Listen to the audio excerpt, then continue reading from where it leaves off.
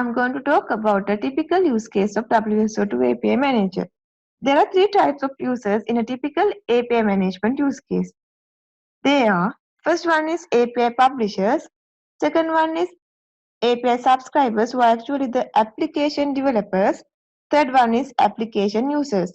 To make things more clear, let's take a use case to explain about three users. Assume I have a company which collects weather data and I want people to use those data to build useful application.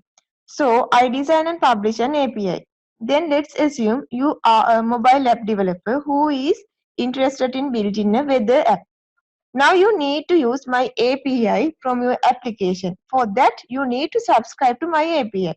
Then you can write your application to invoke my API. Once your application is released, the application's users can talk to my API via your application.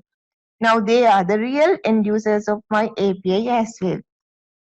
For this use case, I'm the API publisher, you are the API subscriber, end users of your application are the API users. I hope you got a good knowledge about basic uses of WSO2 API Manager. Thank you.